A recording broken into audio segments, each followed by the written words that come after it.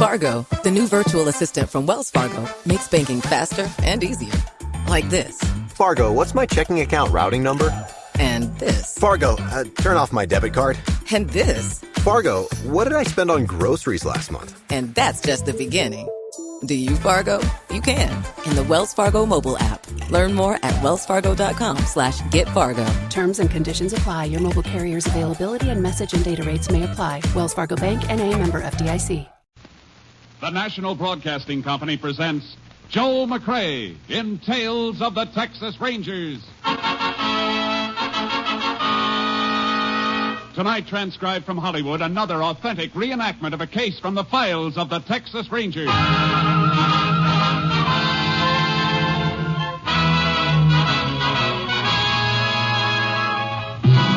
Tales of the Texas Rangers, starring Joel McCrea as Ranger Jace Pearson. Texas, more than 260,000 square miles, and 50 men who make up the most famous and oldest law enforcement body in North America.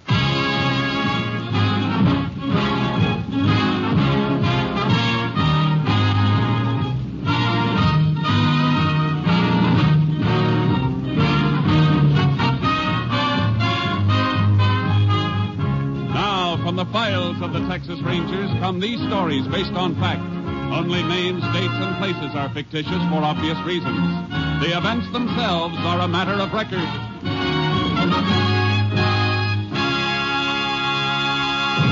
Case for tonight, dead giveaway.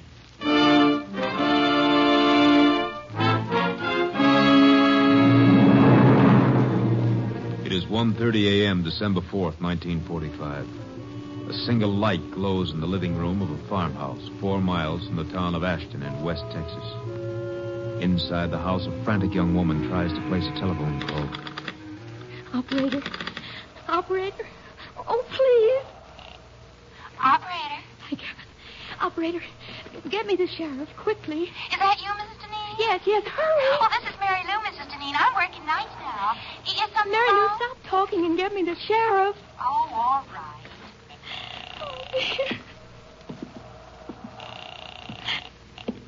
Sheriff Ross speaking. Sheriff, this is Mrs. Deneen. You've got to come out to my house right away.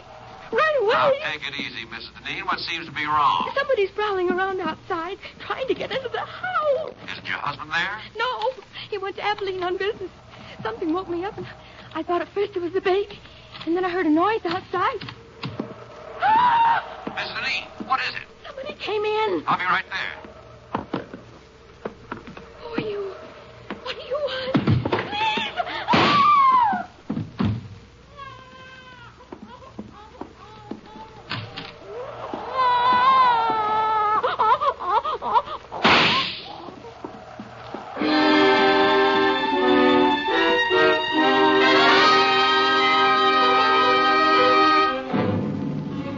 It took Sheriff Ross less than 15 minutes to get to the Deneen farm.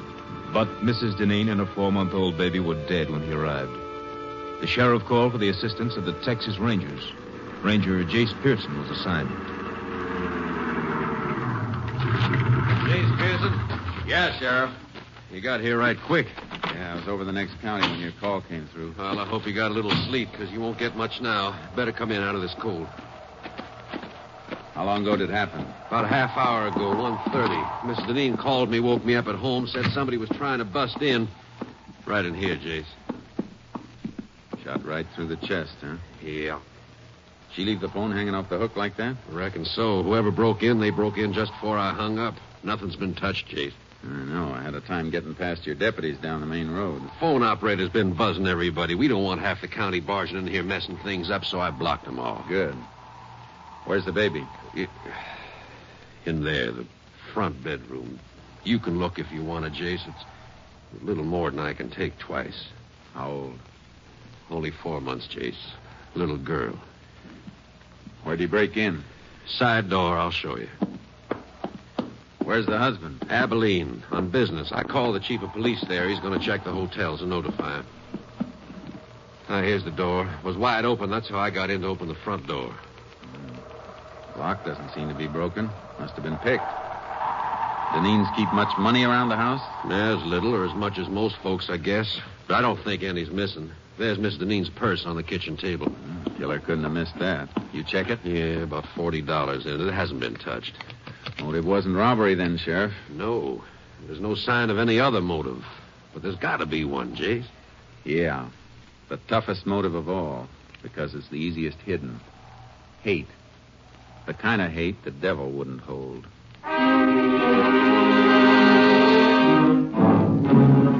We went through the rest of the house, but we didn't find anything that would help us until we got outside. It's cold tonight, Jace. Ground's frozen hard. Yeah. If we find a trace, it won't be much. Keep your flash close to the ground. All right. Why are you working back of the house here, away from the driveway? Because I think the killer came in from this direction, probably on foot. Why? Why, you said Mrs. Deneen told you she woke up when she heard somebody prowling around outside. Yeah? A horse or a car coming up the gravel road around front would have made even more noise. Woke her up sooner. Say, that's right. I heard your car coming from quite a ways off. That's why I was standing out in front to meet you when you drove up. Wait a minute. What is it, Jace? Piece of baling wire. Bent in the shape of a key. Well, that must about be what he used to get in. Maybe. Or maybe that's what somebody wants us to think. Let's take another look at that door. Yeah. What makes you think the wire was planted there, Jace? I'll tell you better when we try it in the lock. Well, it beats me why a killer'd leave something deliberately. That's what makes me think something's wrong. This wouldn't have been dropped so close to the house. And grab the door and hold it up high. You don't want to mess up any prints around the lock. Got it. Now, let's see how this wire fits. Yeah. Goes in perfect, Jace. Yeah. Watch when I turn it. Yeah. Hey, wire's just twisting. And it'll keep on twisting. This wire isn't strong enough to turn the tumbler in the lock. Then how did the killer get in, Jace? If you ask me, Sheriff, I think he had a regular key.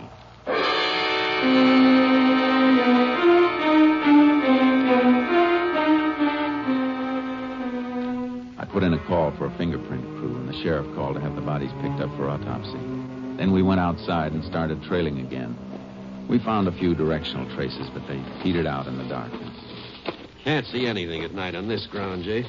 Try cutting back and forth a little further. Yeah, all right. Man we're following was weaving, trying to throw us off. It just makes it tougher to track.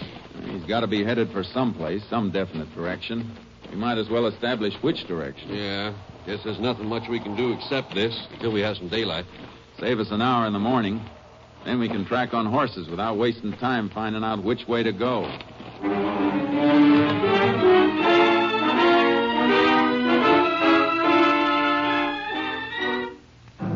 By sunup, we knew the killer's general direction had been west. The sheriff got his horse from town. I unloaded charcoal from the trailer, and we rode. He kept heading west, all right. But there's nothing out this way for miles once he got into those hills up ahead.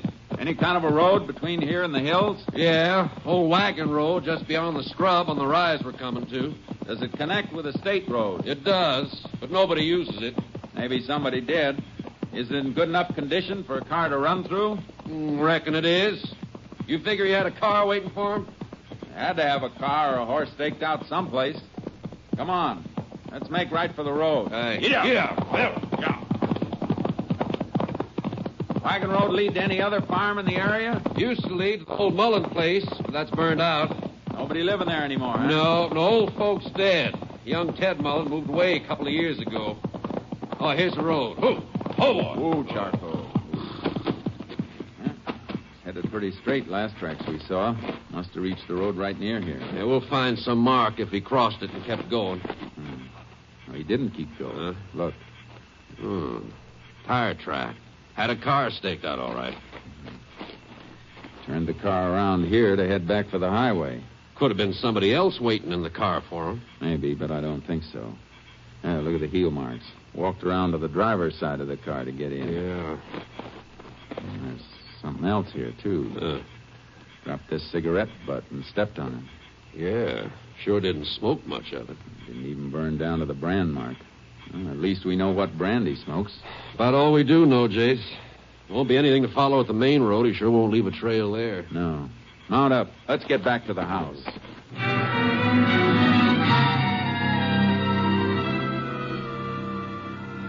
We rode back to Deneen's. As we came to the farm, we saw a couple of cars that hadn't been there when we left. Looks like company, Sheriff. The car next to mine belongs to our lab. The others must be the coroner's. Oh, coroner ought to have been and gone by now. No, that isn't the coroner's car, Jace. Blue sedan, that belongs to Walter Deneen. The husband? Yeah, must have got back from Abilene. Yeah, it's Deneen, all right. There he is, sitting on the side porch.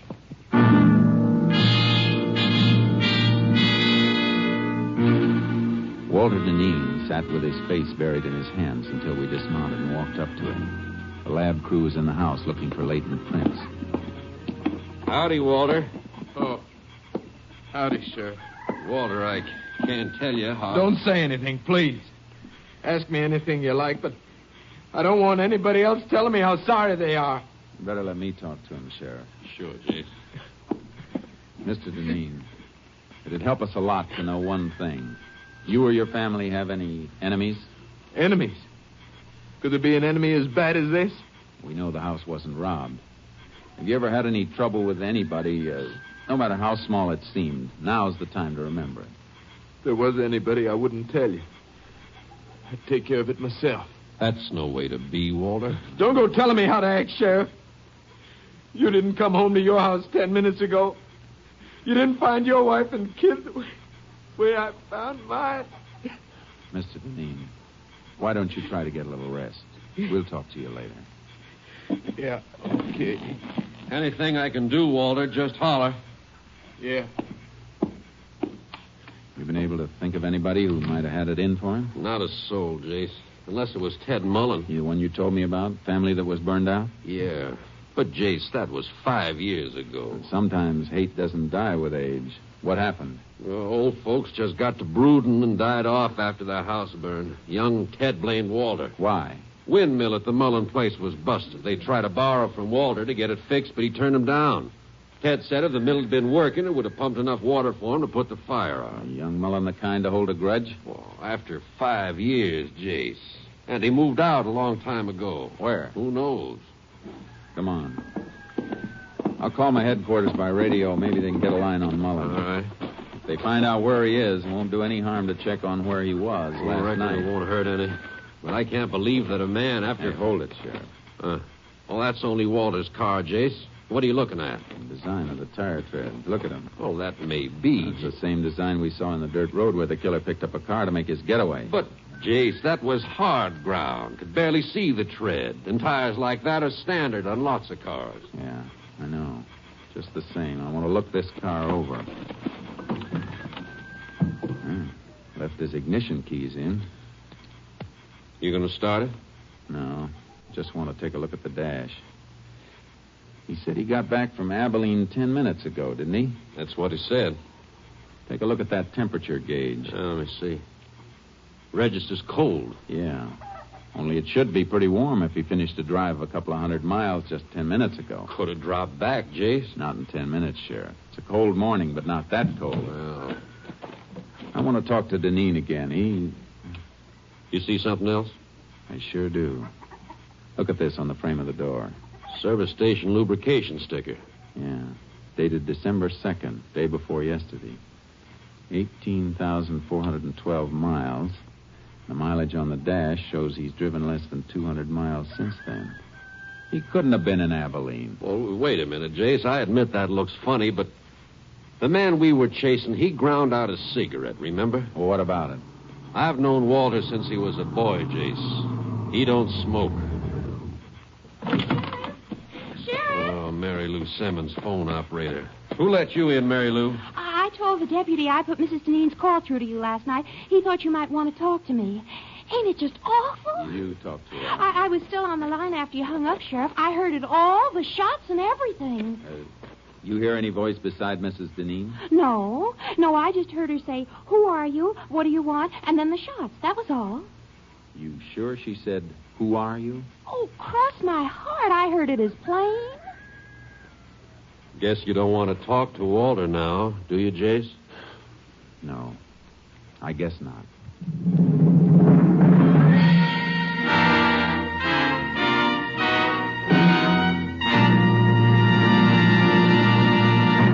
You are listening to Tales of the Texas Rangers, starring Joel McRae as Ranger Jace Pearson. And now we continue with tonight's case, Dead Giveaway, an authentic story from the files of the Texas Rangers. I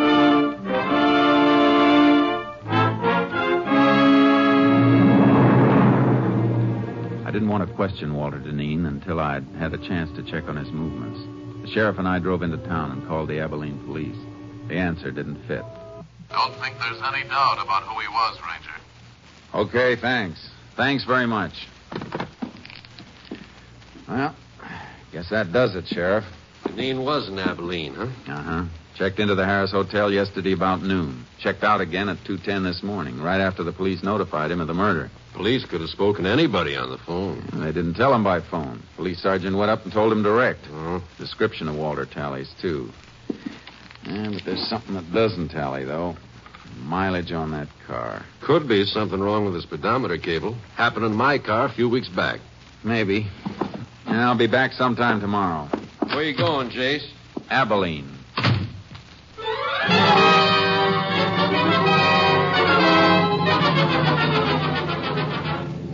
As soon as I hit the highway, I put in a shortwave call to headquarters, station KTXA.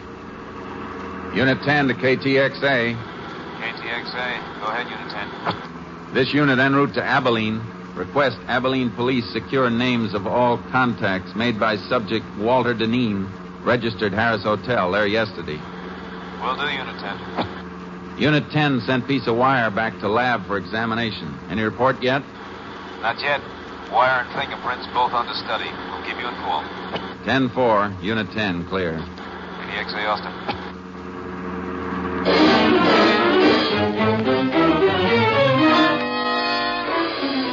When I reached Abilene, I got a complete rundown on Walter Deneen's activities. It was too complete. Like he was making sure his time in the city would be accounted for. One of the people who'd seen him was his attorney. Why, yes, Ranger. Mr. Deneen spent several hours with me yesterday afternoon. We had dinner together last night. Went to the theater. What'd he come to see you about? Well, some investments. He's been doing a little speculating cotton. Good or bad? Well, it's client business, and I don't think I have the right to discuss it. I can find out by checking with the exchange. I'm just asking you to save time. All right. His losses have been rather heavy. More than he could afford? Much more. He carry much insurance on his wife and child? A normal amount, nothing large. All right, thanks. One more thing. Are you sure Deneen doesn't benefit financially by his wife's death? Ranger, he couldn't have gotten back to Ashton by 1:30 last night after we'd been out. That isn't what I asked. Well, Mrs. Deneen had a good bit of money in her own right. In case of her death, though, she had it tied up in trust for the child. But the child is dead, too. What happens now? Well, in that case, the entire estate will probably go to Mr. Deneen.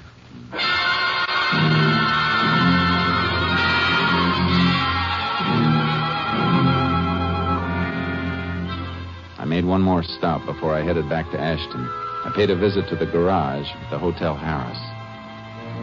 I keep the location of all guest cars on this index rack so we'll know which stores they're in when they want them. Was Walter Deneen's car in here yesterday? Deneen? That's D-I-N, isn't it? Uh-huh. No, there's no record of it. Was he a guest at the hotel? Yes. Is there any parking lot around here he might have used? Not convenient to the hotel, and parking is free here for guests, so I don't think he'd use a lot. Neither do I. Thanks.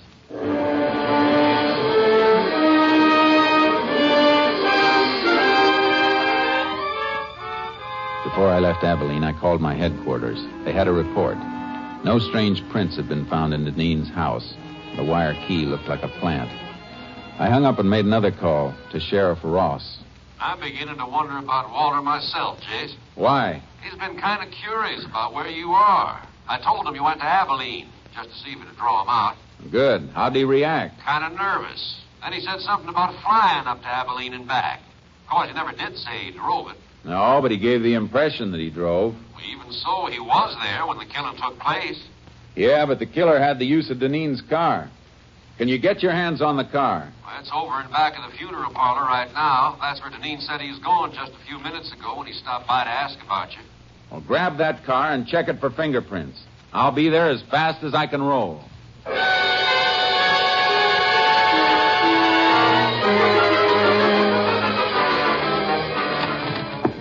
Oh, howdy, Jay. Car all worked over, Sheriff? Yeah, ought to have reports on the prints soon. Send them to Austin. Find any strangers? Quite a few of one set that weren't Deneen's. If they belong to a professional killer, there's a good chance he'll have a record. Where's Deneen? My deputies are out looking for him. Why? I thought he was at the funeral parlor. So'd I, until I went in to look for him after we finished on the car. The undertaker said he'd left more than an hour ago by the front door. Must have spotted you working over the car. Come on, let's find him. Yeah.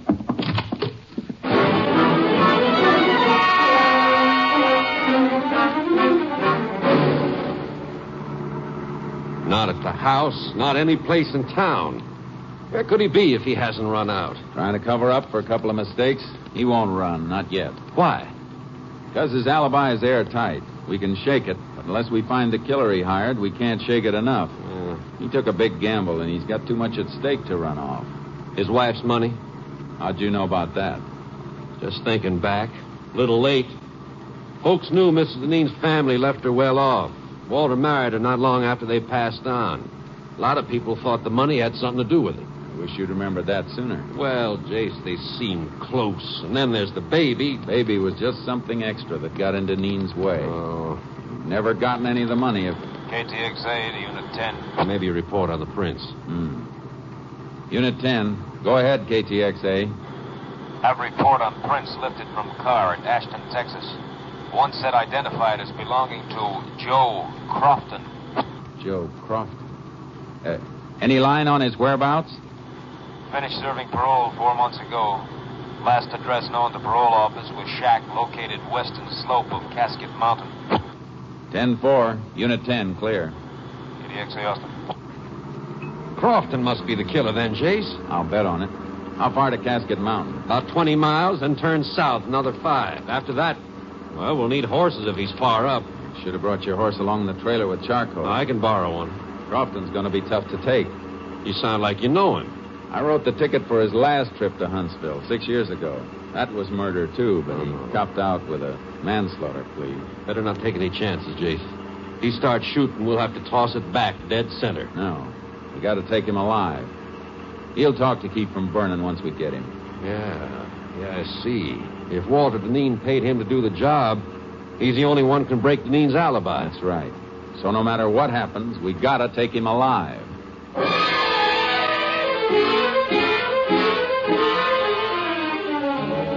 Crofton's cabin was up, all right. Way up. The sheriff borrowed a horse from the man who directed us. Quite a climb, Jace. Well, not so bad following this wash, though. Suppose he isn't there. I got a hunch he will be. I don't think Deneen had enough money to pay for this killing. He was almost broke. You mean he planned to pay off out of his wife's money when he got it? Yeah. Wonder how Walter arranged for him to get the car that night. Not much to arrange. Left it near the airport with the keys in it. Crofton brought it back and left it in the same spot. Probably left the house key for him, too. Glove compartment, maybe. Yeah. With the airport 40 miles from Ashton, nobody recognized the car or a strange driver. Come in at night, used an abandoned road. Sheriff, look. Huh? Hey, another horse left tracks in here, too. Yeah, and they're fresh. Ooh, boy. That must be Crofton's horse. No. The rider was taking the rough way. Just cut into the wash here to find a better trail. Crofton lives up here. He'd know the best trail. Well, who else would be coming up here? Deneen, to shut him up. Come on. Yeah, here, boy. Not too fast, Jason. We'll spill. You gotta risk it. Too slow, we'll be too late.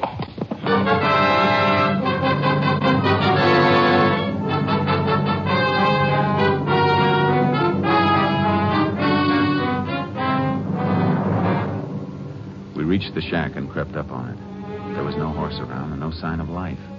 Tried to draw fire by showing ourselves, but none came. We had to go in. All right. Hold your gun ready, Sheriff. And don't come in till I call you. Right, Jace.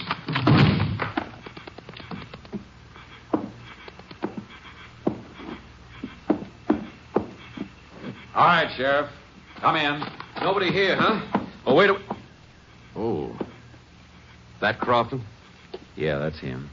Deneen got here first. Jace, this fella looks like he shot himself. Gun's in his own hand. Now, what's his paper beside him? Let's see.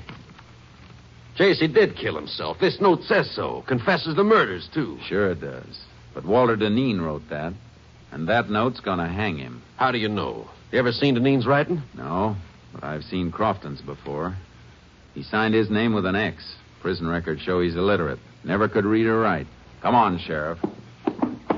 Gonna put out a pickup for Deneen? We'll pick him up ourselves. He can't be far off. But if he'd headed back down the wash, we'd have passed him on our way up. He must be going across the top of the mountain to go down the other side. Come on. Yeah.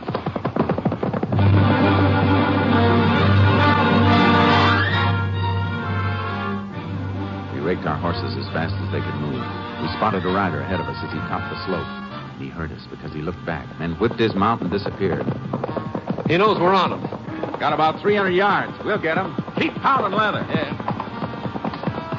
We're coming to the top now. Keep low in the saddle. Watch out for an ambush. There he is. Don't go down too fast, Sheriff. Your horse will tumble to the downgrade. Deneen was pressing too hard, Jace. He fell. Look. Yeah, he scrambled behind the rocks. Whoa, Charcoal. Come on, Sheriff. Who? Hit the dirt. Let your horse go. Go on, Charcoal. Go on. He's down under that rock shelf. Perfect cover. Not too perfect. Bullets will ricochet back from that ledge behind him. See that dent in the ledge? Yeah. Draw your gun and we'll empty it on him.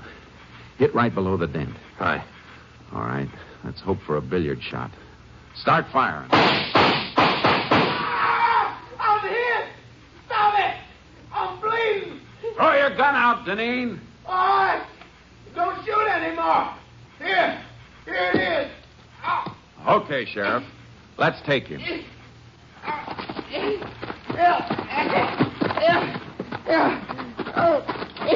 I'm hit. And I was sorry for you, Walter, up until a few hours ago. You gotta get me to a doctor. You're not hurt badly. We'll get you to a doctor. All I want to know is how you met Crofton. Come on, Walter, talk up. I saw his picture in the paper when he got out of jail. I made a deal with him a couple of months ago. Yeah. A deal to wipe out your own wife and kid. Must be great to be as brave as you are. Get up, Deneen. You got a long way to go.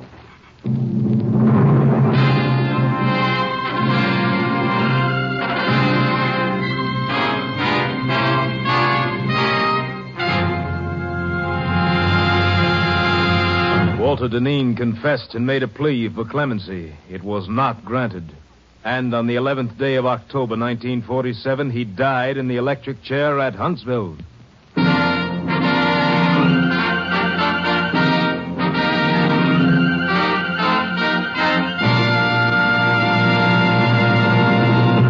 And now, here again is the star of our show, Joel McCrea, with another interesting anecdote about the Texas Rangers. When the Allies invaded Normandy in World War II, they got an idea as to how far the fame of the Texas Rangers had spread. Both surrendering Nazis and liberated Free French said they knew the war was as good as over because the Texas Rangers had landed. Of course, it was the heroic American Ranger troops who made the landings. But nothing could convince the Nazi war prisoners that these were not the terrible Texans they'd heard about in many American legends. Good night, folks. See you same time next week. Next week, Joel McCrea in another authentic reenactment of a case from the files of the Texas Rangers.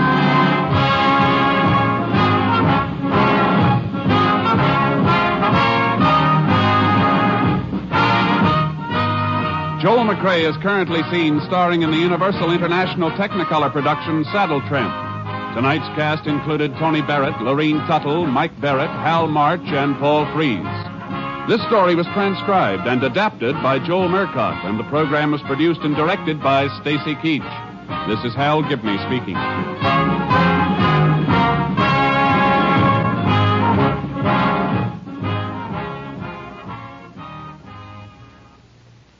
Three chimes mean good times on NBC. Monday means music, fine music on NBC. Listen tomorrow for these great musical programs, the NBC Symphony and the Band of America. Be sure to listen Monday as Milton Katims conducts the NBC Symphony Orchestra in a full-hour concert of the finest music on the air. And listen, too, for Paul Laval conducting the Band of America every Monday on NBC. Phil Harris reminding you that next it's Theater Guild on NBC. What's so special about Hero Bread's soft, fluffy, and delicious breads, buns, and tortillas? These ultra-low net-carb baked goods contain zero sugar, fewer calories, and more protein than the leading brands, and are high in fiber to support gut health. Shop now at Hero.co.